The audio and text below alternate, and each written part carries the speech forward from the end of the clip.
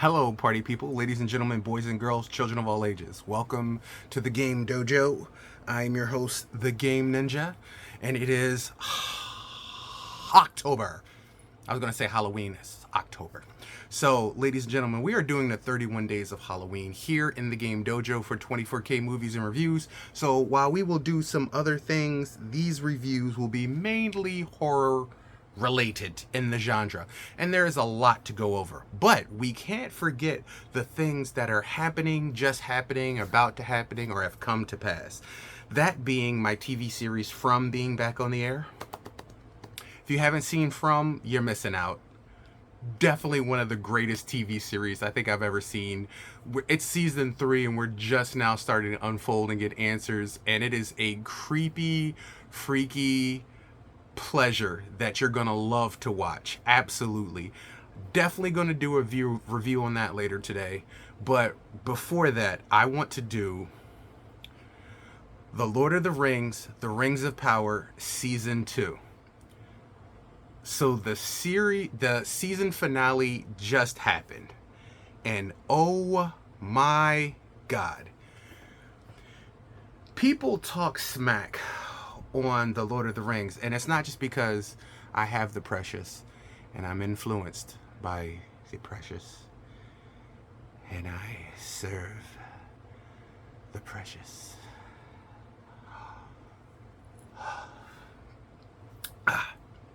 Sorry. Has nothing to do with it. Season 1, a lot of people complained about this and that. You're always going to have people that complain. There is one of the theologians that actually studies Tolkien history and teaches Tolkien history, saying there is no canon in Tolkien history because Tolkien himself was always adapting and evolving and changing the world that is here in Lord of the Rings. So for the people who argue canon and what's not canon, Tolkien himself always was evolving and changing things in his storyline. So let's let that go out the window, because I myself, I've read the Lord of the Rings books, the Silmarillion. I've read them. I understand where you're coming from, and you want that that book accurate representation. That's not the world and the climate that we live in now. But for what this series is and what this series does, you need to respect that. It is absolutely great. Let me tell you something. Season 1 did its own thing, and I absolutely loved it. Hands down, while other people destroyed it, I absolutely loved it. Beautiful cinematography, beautiful characters, beautiful character development, beautiful environment. I can definitely see that money was put into the CG and the world that surrounds this series. It was absolutely amazing. Having said that, coming into Season 2, I wasn't ready for hitting the door and running. First of all, I gotta say this. When you hear the preamble from the Peter Jackson's movie, it began with the forging of the great rings of power, 3 given to the elves, wisest and noblest of all creatures, 7 to the dwarf lords, and 9 rings given to the race of men who above all desire power. But they were all of them deceived, for deep within the land of Mordor, in the fires of Mount Doom, another ring was forged, and into it Sauron poured his cruelty, his malice, and his will to dominate all life on Earth. 1 ring to rule them all. You get that. It's illustrated to you, but you don't get it like this show shows it. First of all, Sauron. We hear how bad he is. We see snippets in the Peter Jackson movie of how bad he is. You get the Witch King of Angmar. You get other things. But you never really get why Sauron is such a bad being. The Rings of Power, Lord of the Rings, The Rings of Power, Season 2, shows you exactly why he is just that. Not only the fact that they mentioned the Lord of the Rings in the final episode, that was good. But I saw full-blown fatalities, like Mortal Kombat-esque fatalities. Sauron, what he did to and first of all, if y'all watching this, you know my channel is spoilers. So if you don't want no spoilers, you can leave in 5, 4, 3, 2, 1, 0. You've been warned. We're going there. There is a scene when Celebrimbor realizes that that the Lord of Gifts deceived him, and he decides to go and fight him. You know he's Sauron. You know he's Sauron. It's funny because there's a lot of people like Sauron, Sauron. There's a lot of ways to pronounce his name. You're going to put some respect on his name because of just who he is. So the scene that I'm talking about in particular is while Celebrimbor, they zoom in from his face and then they start to pull out and you hear these sounds and you see the pain in his face. It's because the Lord of Gifts, Sauron, is shooting arrows into him and all of his extremities, just bit by bit by bit by bit. And I'm just like, wow, that is the Sean Bean treatment from the Peter Jackson movie. And I want to say that because this season, I don't know if that's what they were aiming for, but a lot of this season is closer to the Peter Jackson movies than season 1 was. And I don't know if maybe they wanted to do that to appease the fans. If you did that, bravo, bravo, bravo, bravo. Because there were some scenes verbatim where I was just like, this is like from the Peter Jackson movie. Like, it felt like the universes were cohesive. And that's what we should have. If you're making projects in the Lord of the Rings universe, the project should coincide. They should feel like a cohesive universe. They shouldn't feel completely separate from one another. And I know they had to fight to get rights for this and rights for that for this movie. And I think it was a mistake for Peter Jackson and all of them to not be on board with this series, because this series is doing your movies justice. Because people who watch this are going to watch what happens 1,000, 2,000 years later in your series. So it goes together. So you might have wanted to give it just a little bit of your blessing, because this endeavor is working very hard to bring people into the universe. Now, back to Celebrimbor. So Sauron is basically telling him, like, where's the 9 rings? Like, I'm going to get them. And we know from the movies, the men get the 9 rings. So you know he's going to get them. But it's how we get there is what this story represents. So after giving him a chance, he's like, I'll leave you alive. Like, this city is going to be in ruins, but I'll leave you alive, you know, if you just tell me where the rings are, and, you know, you can be on your way. And Celebrimbor basically spits in his face and tells him, like, you're like, I can see it. You're a slave to the rings as well. Like, you're the Lord of the Rings, but you're also bonded to them, and they're a master over you because the ring has a will of its own. So it's at this point that he creates a spear and he sticks it into Celebrimbor and lifts him up the wall and jabs it in. And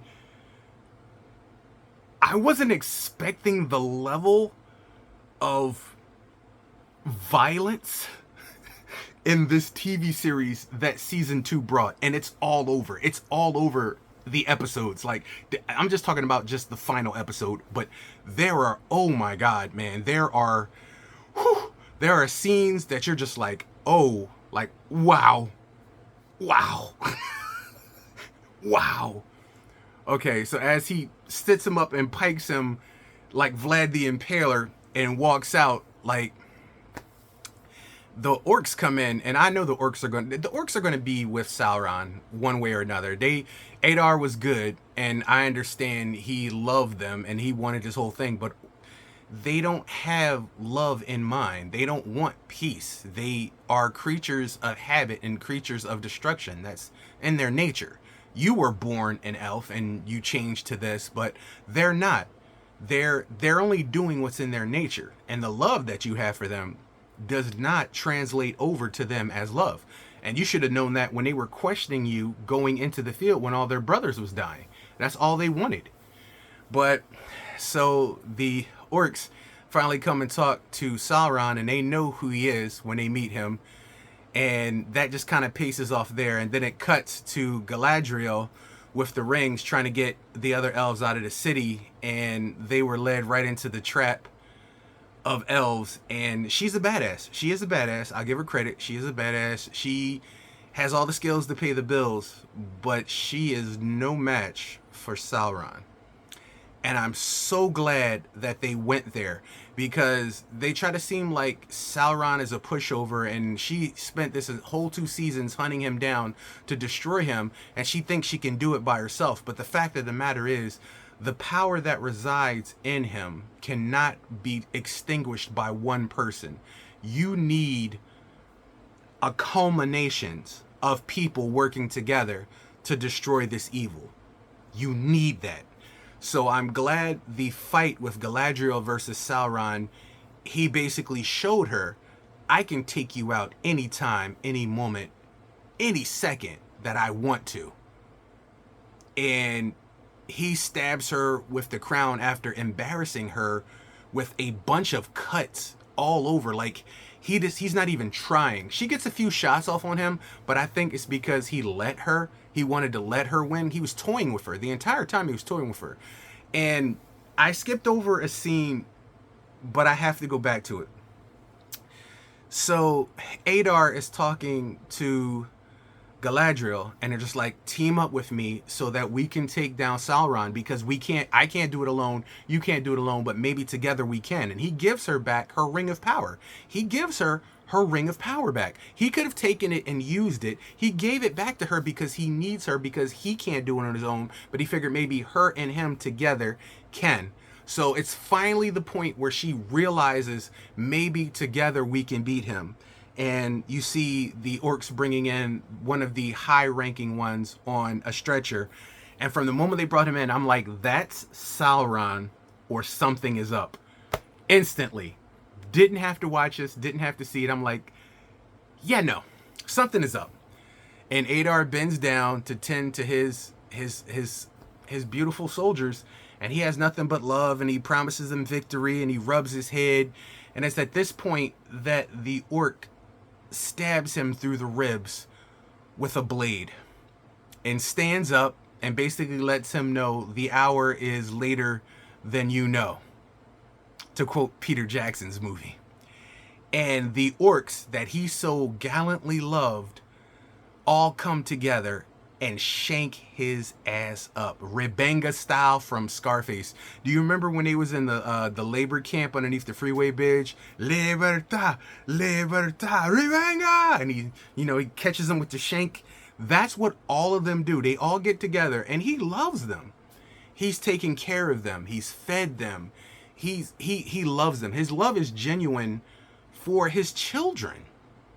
And they pay this in spades by stabbing him hundreds of times. And as he's bleeding out on the floor below, Sauron looks down at him and smiles, because of course he would, because Sauron is vicious. He's gangster. In this TV series, I understand why Sauron is such a big deal. The Peter Jackson movies, they illustrated him, but they didn't tell you. Like, you just see him for 1 second, then he gets his fingers cut off, and then the free Sauron, like, he was defeated. But you don't get what led this great evil to be feared. In this movie, they're establishing that fear, and I love it. So Sauron looks at him, and then he looks over at the orc, and the orc gives him the final stab to the heart. And with his last breath, he says, I love you, my children, because all he really did is love the orcs. I honestly believe he would have taken them back, like he promised Galadriel, to his land and have peace. I honestly believe he just wanted peace. He wanted his people to live in peace. Unfortunately, that is not how it ended with Sauron on the loose. And that's when the big fight scene happens with Galadriel and Sauron. So it gets to the point where Sauron gets the rings, of course, and he stabs Galadriel with his crown, the Witch King of Angmar crown that you see in the Peter Jackson movies. It's like a molecule blade, so he stabs her something that basically is like a soul wound, and he wanted her ring too. Which, see, that's another thing. See, when it came to the Lord of the Rings in the Peter Jackson movie, we're told they were given as gifts. and some of them affected them and some of them didn't. But I'm glad the story is going deeper into the rings, and that the way they were crafted and made, though he is the engineer behind them, he does not fully control the will of the rings. The rings themselves have a will of their own. And though tempted into evil and will sway you into evil, it all also depends on the person that wears them. Because she allows herself to fall off the cliff and die, and I'm like, she can't die. She's Galadriel. There's no way she can die.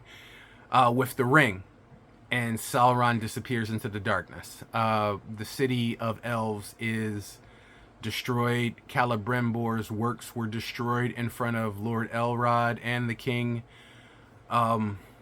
which they got their asses handed to them. For elves that fight gallantly and strong and fast and powerful, this wave of orcs flooded in like a wrecking ball and just destroyed everything. And it was hard to watch. It was hard to watch. But this series is doing so much justice to the Lord of the Rings storylines and the Rings of Power, and I'm going to give it credit because I thoroughly enjoyed this season, and the season finale was wow.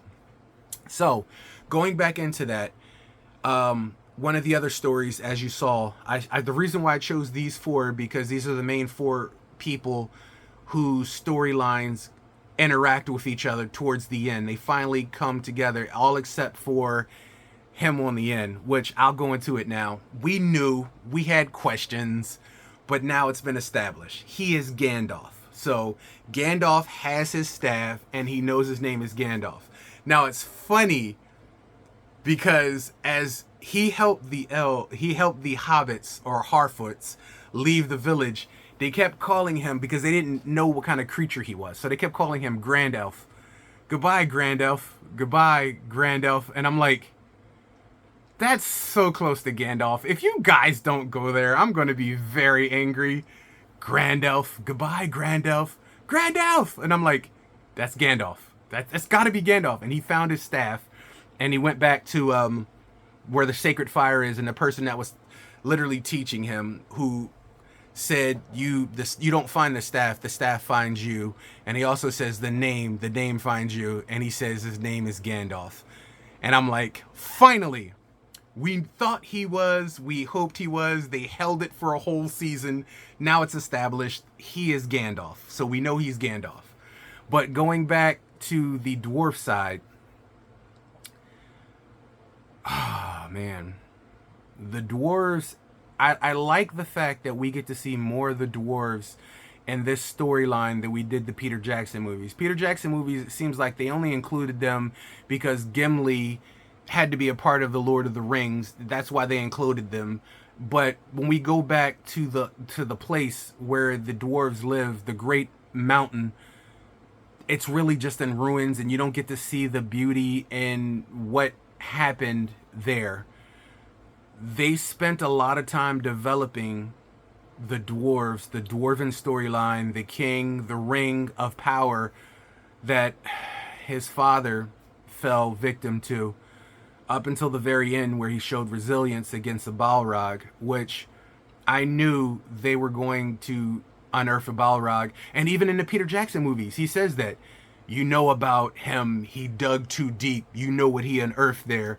And they said it was a Balrog. So I'm just like, for a series that wants nothing to do with Lord of the Rings, Peter Jackson adaptations, it's paying a lot of homage to the Lord of the Rings Peter Jackson adaptations, and it should be a cohesive unit. Like I said before, that's what makes a great universe. Like the MCU, how it made its own movies and brought them all together again. You want to build up that universe together because it gives you a richer understanding for all the characters, and you can do your solid syllabate movies. Like if they did a series just about the dwarves, I would be okay with it. If they did a series just about the elves, I'd be okay with it. If they did a series of the blues and the wizards, I'd be okay with it. 100%. At this point, you've developed enough of the story and lore and environment that I want to see where these things go. There were certain times where they went from the dwarves back to the elves, and I was like, I want to see more of the dwarf storyline. Like I could see just focusing on them. because Elrod went over there to the dwarves, to his best friend, and begged him for help because they could not defeat this menace on their own. But unfortunately, he was fighting his father and the evil within that castle, and his father was killing dwarves, and he had fell victim to the greed of the ring. And though they found a huge vein of mithril that could probably be used forever for all kinds of weapons and everything else, unfortunately, he unearthed a Balrog, and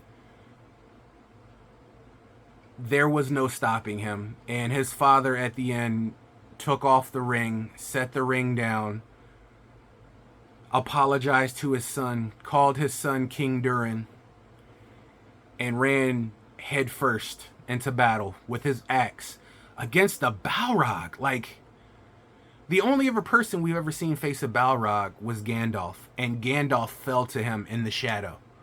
It was a strong, powerful moment to see some people that are so small in stature be so great in concept and in duty and in battle. So after that happened, he committed his people to go and help the elves, which is the only thing that helped them survive Sauron's attack. But unfortunately, Durin was putting his father to rest. And they had lost so much in the way of everything that the only way they can fulfill their duties and obligations to the other dwarven kingdoms was to give them the rings. So that's how the Dwarf Lords got the rings. So this season conquered the elves, the rings of being birthed, the elves getting their rings, the dwarves, the rings being birthed, and the dwarves getting their rings, and the 9 rings of men getting birthed. Although the 9 kings of men have not received their rings, though we know potentially 4 of the kings, we've seen them already, who get those rings of power, who ultimately become the Nazgul, the ring wraiths. We know 4 of them already. One of them has the Seeing Stone. This telling of the Lord of the Rings, the Rings of Power Season 2, from beginning to end, and they're about hour-long episodes, is binge-worthy, and I don't want to wait another year or so for another season. I kind of wish we could get more right here, right now. Like, I am still hungry. And this 8-episode thing, see, my whole thing is I hate that it's 8 episodes and not longer, but they're hour-long episodes. So if you had like 20 episodes, it'd be 20 hours, which I don't have a problem with that. I could dedicate my day to the Lord of the Rings. I can do that to the movies. The movies are like 4 hours apiece. Like, you could do that easily. But this series has changed my light and tone on how I viewed the first season. The first season did a lot of expository because they were establishing, just like Game of Thrones. The first couple of episodes of Game of Thrones are brutal because they're establishing so many characters, so much lore, so much environment, so much situations that it can be a little bit boring at times, which I think a lot of people didn't get with season 1 of Rings of Power. It was establishing a world and a foothold. Season 2 goes for the throat. And like I said, from what we've seen from beginning to end, it is a step in the journey in the right direction in huge ways. Now that we have Gandalf established, Galadriel knows what she faces and is up against. Adar has been taken out. The elves basically had a choice. They asked Galadriel whether or not, for some reason, they respect her because she told them all of this. She told them this was going to happen. She told them what was coming, and a lot of people doubted her. If she had stayed on that boat, I believe the entire Elven kingdom would have fell because they were all of them deceived. Celebrimbor was really good. Celebrimbor was really good at his designs, and they would have all fallen the same exact way to the ring. But the Elven kingdom only stood a chance because Galadriel came back and Elrod could cast aside his own thoughts and premises because he took the ring for a little bit and used the ring. So like I said, Lord of the Rings earned its name in this season. Everything about it was absolutely awesome, and I am eternally grateful that this season came to pass, and I would love to see this endeavor finishes. There's so much going on in the world right now, and real world problems and politics and things, and honestly I do not know if we'll be here to get another season in the length of time it takes to make these and go forward, especially in some of the areas where they're filming this. There is real conflict and war right now, and real world problems are going to change, and it's selfish of me to want this endeavor to be completed in the midst of people fighting for their life in this world. And maybe that's because it takes my mind away from the things of the world, and that's what these TV series, movies, video games, and everything are. They're escapes. They escape the real world for a series of time and take your mind off of things that are coming to pass and is passing and have passed. And that's what makes these things even more important, which is why I don't get why we get so much trash shoved down our throats with movies, television, and video games as of late. I love the character development of The Lord of the Rings, Rings of Power Season 2. I am going to sit down again and binge watch the entire season, because I watched episode by episode, and it was a struggle. Amazon Prime had some issues, internet issues, there were some outages, there was a lot of stuff, and I'm like, bro, I need to see my Lord of the Rings. I need to see what's going down. But I was glad. I was angry to see it end, but always leave them wanting more. And I am completely happy with this season, more so than season 1.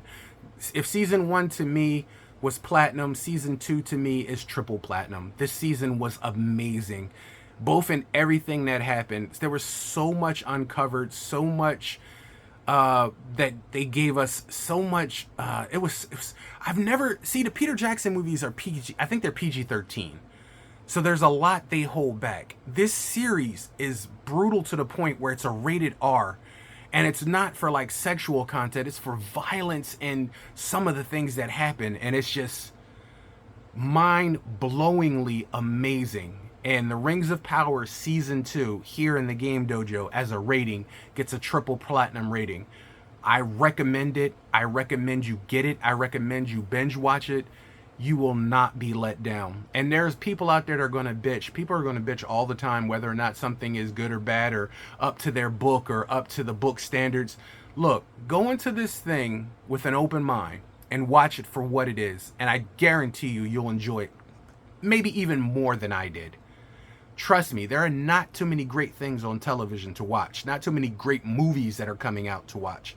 This is one of them. And you want to show them that you appreciate this with their disdain, with your money, your respect, and your admiration, because a lot of work went into this series and it pays off, and it shows 150,000%.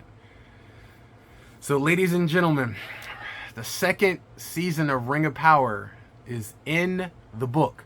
The Lord of the Rings, the Rings of Power, is in the book. Did you like it? I hope you did. I know I did. I recommend it. Ladies and gentlemen, boys and girls, triple platinum here in the Game Dojo. Sit back and relax with your favorite bag of snacks and watch these Rings of Power tracks, because I'm telling you, it's an amazing story. And I'm glad I was able to witness it. Rings of Power Season 2 is in the books. Hopefully, God willing, I'll be there for Season 3. Hopefully, everybody will. Hopefully, this world is still around then. But if not, it was an absolute joy to get through Season 2. Absolute. So, ladies and gentlemen, boys and girls, from the Game Dojo here at 24K Movies and TV Shows, I'll see you next time with something great to watch. Happy Halloween.